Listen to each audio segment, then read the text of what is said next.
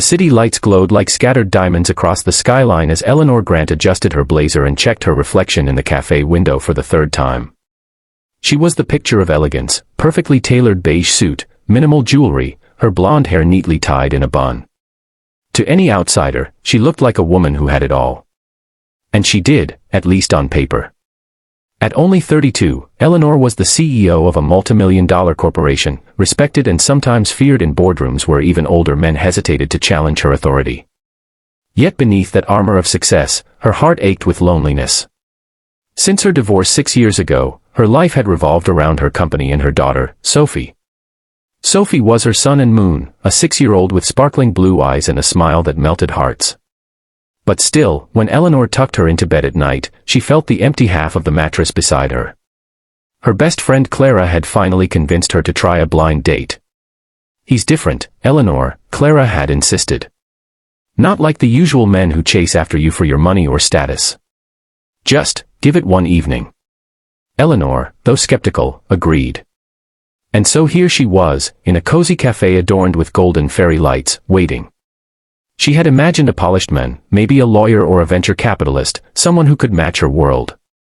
Instead, when the door chimed and she saw him, her expectations shattered. A tall man entered, broad-shouldered but dressed simply in a brown jacket and jeans. His hair was slightly messy, his hands rough, and his eyes carried a nervous but kind glint. He spotted her almost immediately and walked over with hesitant steps. "Hi, I'm Daniel," he said, his voice low and warm. Eleanor blinked, momentarily at a loss. She forced a polite smile and extended her hand. His grip was firm, his palm calloused, nothing like the manicured businessmen she usually met. "Eleanor," she replied. They sat. For the first few minutes, the conversation was awkward. Eleanor kept glancing at her watch, her responses clipped, while Daniel tried to ease the silence with simple questions. "Do you come here often? How's your day been?" He wasn't smooth, but he was genuine. Then Sophie, who had insisted on joining her mother, broke the tension. Sitting beside Eleanor in her turquoise dress, Sophie leaned forward with a giggle. "You talk funny," she told Daniel. He laughed softly, not offended in the slightest, and made a silly face that had Sophie squealing with laughter. For the first time that evening, Eleanor smiled, not out of politeness, but out of amusement. As the minutes ticked by, the walls Eleanor had built around herself began to soften. Daniel told her about his life. He worked as a janitor in an office building downtown. He spoke about the long hours, the quiet nights, and the satisfaction of doing honest work. Eleanor nearly choked on her coffee.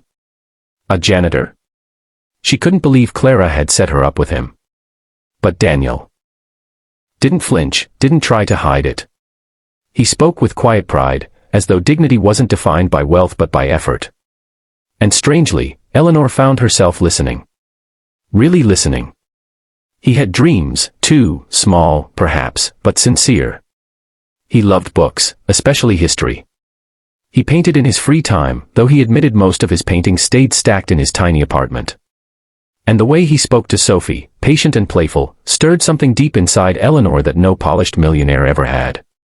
By the time the cafe's lights dimmed, signaling closing time, Eleanor realized she hadn't checked her phone for work emails in over an hour, a rare miracle.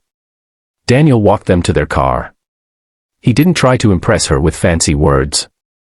He didn't even ask for her number. Instead, he gave a small, almost shy smile. "Thank you for giving me a chance. I know I'm not what you expected." Eleanor nodded, conflicted. As she drove away, Sophie hugged a little napkin doodle Daniel had drawn for her, a simple sketch of a princess holding hands with a knight. "Mommy, he's nice. Can we see him again?" Sophie asked sleepily. Eleanor didn't answer. Her chest felt tight. She told herself it was ridiculous. She was a CEO. He was a janitor. Their worlds couldn't possibly fit together. And yet, when she lay in bed that night, she wasn't thinking about her business strategies or her competitors.